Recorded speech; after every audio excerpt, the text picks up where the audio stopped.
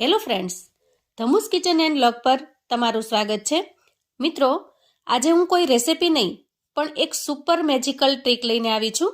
Natural રીતે પાણીને fridge જેવું ઠંડુ કરવા માટે જૂના માટલાને તૈયાર કરવા માટેની ટિપ્સ અને ટ્રિક્સ. જો તમારું માટલું જૂનું થઈ ગયું છે તો એમાં પણ પાણીને ઠંડુ કરવા માટેની ખૂબ જ અમેઝિંગ સિક્રેટ શેર કરવાની છું. તો ચાલો રીત જોઈ લઈએ. તો આજે હું તમારી સાથે જૂના માટલાને એકદમ નવા જેવું બનાવવાની 100% સચોટ રીત શેર કરું છું. તો અહીંયા જુઓ, અહીંયા મેં ગયા વર્ષનું માટલું લીધું છે. દર વર્ષે આના અંદર અમે એકદમ ઠંડુ પાણી થાય એટલા માટે તૈયાર કરીને રાખીએ છીએ.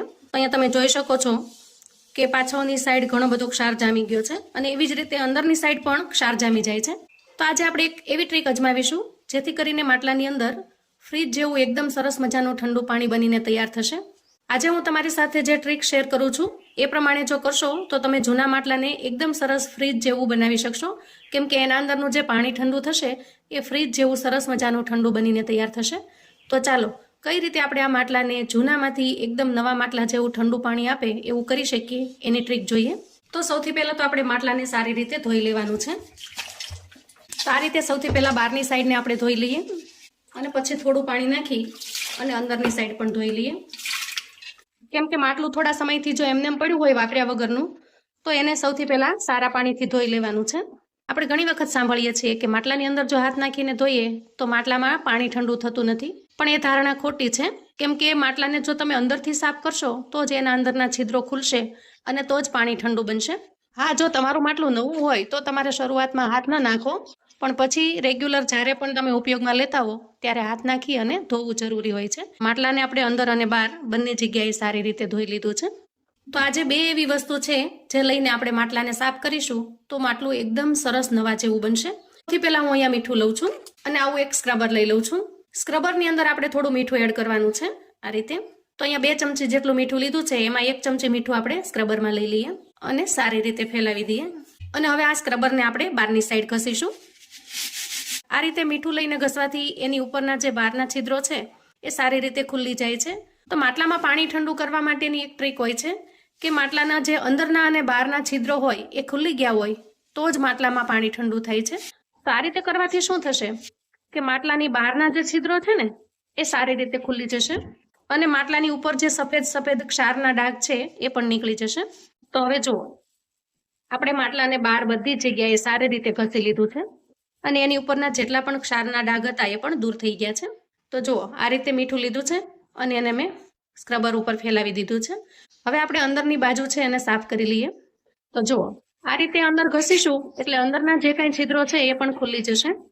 અને મિત્રો, તમને ખ્યાલ છે કે કોઈ પણ જાતની સફાઈ કરવી હોય અથવા તો બ્લોકેજ કાઢવા હોય તો આપણે મીઠાનો ઉપયોગ કરતા હોઈએ છીએ. તો અહીંયા પણ માટલાની એકદમ સરસ સફાઈ થઈ જશે, માટલું એકદમ જમ્સ ફ્રી થઈ જશે અને એના અંદરના છિદ્રો પણ ખુલી જશે. તો અહીંયા જુઓ, માટલાને મેં ખૂબ સારી રીતે ઘસી લીધું છે અંદરની સાઈડ પણ. હવે અંદરની સાઈડ પણ ચોખ્ખું પાણી નાખી અને આપણે માટલાને ધોઈ લઈએ. હવે જુઓ, અહીંયા મેં 2 ચમચી જેટલો ખાવાનો મીઠો સોડા લીધો છે. તો મિત્રો, ખાવાનો જે સોડા છે એના જે અંદર પરપોટા થાય છે એનાથી અંદર અને બહાર બંને જગ્યાએ આપણે સફાઈ કરીશું તો બધા જ છિદ્રો સારી રીતે ખુલ્લી જશે. તો આમાંથી સૌથી પહેલાં આપણે અડધો સોડા લઈ લઈએ અને આ રીતે ફેલાવી દઈએ. હવે આપણે બહારની સાઈડને સાફ કરી લઈએ અને જે રીતે આપણે બહારની સાઈડ સફાઈ કરી એ જ રીતે આપણે ખાવાના સોડાથી અંદરની સાઈડ પણ સફાઈ કરીશું. હવે હું અંદરની સાઈડ સફાઈ કરી લઉં છું. તો ખાવાના સોડાને આપણે અંદરની સાઈડ પણ ઘસી લેવાનો છે. અંદરની સાઈડ પણ સફાઈ કરી લીધી છે. હવે આપણે માટલાને ગેંડીમાં રાખી અને સારી રીતે અંદર અને બહાર બંને સાઈડ સાફ કરી લેવાનું છે. તો આ રીતે એકદમ ઝાઝું પાણી લઈ અને અંદર બહાર સાફ કરી લેવાનું, જેથી કરીને મીઠાની ખારાશ હોય તો એ નીકળી જાય છે. હવે આપણે વાપરવાનું જે પાણી છે એનાથી થોડી વાર માટે પાણી ભરી અને મૂકી દઈએ. તો અડધો કલાક જેવું સાદું પાણી ભરી રાખવાનું છે અને પછી આપણે એમાં પીવાનું પાણી ભરીશું. તો અહીંયા માટલાને આપણે ભરી લીધું છે અને અડધો કલાક પછી આપણે આગળની પ્રોસેસ કરીશું. હવે અંદાજે અડધો પોણો કલાક પછી આપણે ચેક કરીએ. તો અહીંયા તમે જુઓ, માટલાને આપણે પૂરેપૂરું ભરીને મૂકેલું હતું તો અત્યારે એમાં થોડું પાણી ઓછું થઈ ગયું છે. તો એના પરથી સાબિત થાય છે કે આપણે જે સફાઈ કરી માટલાની એના લીધે એના છિદ્રો ખુલી ગયા છે અને હવે માટલાની અંદર સરસ મજાનું ઠંડુ પાણી થવાની શરૂઆત થઈ જશે. તો અહીંયા મસ્તો હાથ નાખીએ તો પણ ખ્યાલ આવી જાય છે કે પાણી ઠંડુ થવા માંડ્યું છે. તો હવે આ પાણી છે એ એક્સ્ટ્રા અને વધારાનું છે, તો આને આપણે કાઢી લેશું. અહીંયા મેં ધોયેલા માટલાને એક સ્ટેન્ડ ઉપર સેટ કરી દીધું છે. હવે આપણે એક આવો નેપકિન લઈશું, અથવા તો તમારી પાસે કોઈ જૂનો કટકો પડ્યો હોય કોટનના કપડાનો, એ પણ લઈ શકો છો. તો આ નેપકિનને આપણે ભીનો કરી લઈએ. હવે અહીંયા જુઓ, મેં એક પ્લેટ લીધી છે અને એના ઉપર આ રીતે કાંઠાને મેં સેટ કરી દીધો છે, જેથી કરીને માટલું જવે તો એના અંદરનું જે પાણી પડે એ પ્લેટમાં પડે અને પ્લેટફોર્મ ખરાબ ન થાય. નેપકિનને મેં સારી રીતે પલાળી લીધો છે અને આ રીતે બેવળ કરી લીધો છે, જો ડબલ કરી લીધો છે, અને એને માટલા ઉપર આપણે આ રીતે લગાવી દેવાનો છે. અહીંયા તમે કોઈ પિન લગાવી શકો છો, અથવા તો અહીંયા તમે ટાંકો પણ લઈ શકો છો, જેથી કરીને વારે વારે નીકળી ન જાય. અને મસ્ત ભીનું થશે કપડું એટલે નીકળશે નહીં, ચોંટેલું જ રહેશે. હવે આ રીતે ચોખ્ખું ગળણું મૂકી દઈએ અને માટલાને ભરી લઈએ. મીઠું અને સોડાથી માટલાની સફાઈ કરવાથી માટલું એકદમ સરસ ઠંડુ પાણી આપતું થાય છે. તો આ ટ્રીક મિત્રો ચોક્કસ અજમાવા જેવી છે. આમાં કશું ખોટું નહીં, કોઈ બનાવટ નહીં. હું દર વર્ષે જે રીતે ગોળાને ભરું છું એ જ રીતે મેં તમારી સાથે શેર કરેલી છે. તો ખાસ બધા એવું કહેતા હોય છે કે નવું માટલું હોય તો જ પાણી ઠંડુ થાય છે, પણ ના મિત્રો, તમે જો આ ટ્રીક અજમાવશો તો તમારું જૂનું માટલું પણ નવા માટલા કરતાં અને ફ્રીજ કરતાં પણ સરસ ઠંડુ પાણી આપશે. અને ખાસ કરીને મિત્રો, આજે તમને એક પ્રાર્થના કરું કે જે રીતે આપણને માણસોને ગરમીની અંદર ખૂબ જ તરસ લાગે છે અને પાણી માટે આપણે આકળા થઈ જઈએ છીએ, એવી જ રીતે પશુ પક્ષીઓને પણ ખૂબ જ તરસ લાગતી હોય છે. જો શક્ય હોય તો તમારા ઘરે એકાદું કુંડું રાખો જ્યાં પક્ષીઓ આરામથી પાણી પી શકે. તો આ રીતે એકાદું કામ કરીએ તો પુણ્યનું કામ પણ થશે અને આપણે પશુ પક્ષીઓને કંઈ ને કંઈ ઉપયોગી પણ થઈ શકશું.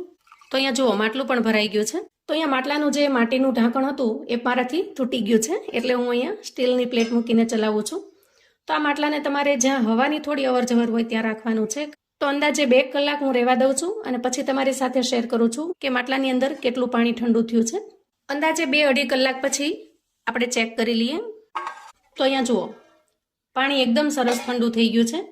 અહીંયા તમે જોઈ શકો છો, એકદમ સરસ ઠંડુ પાણી થઈ જાય છે. એટલા માટે જ મેં અહીંયા કાચનો ગ્લાસ લીધો છે, જેથી કરીને તમને ખ્યાલ આવે. માટલામાં પાણી ઠંડુ કરવાની આ એકદમ યુઝફુલ ટ્રિક્સ છે.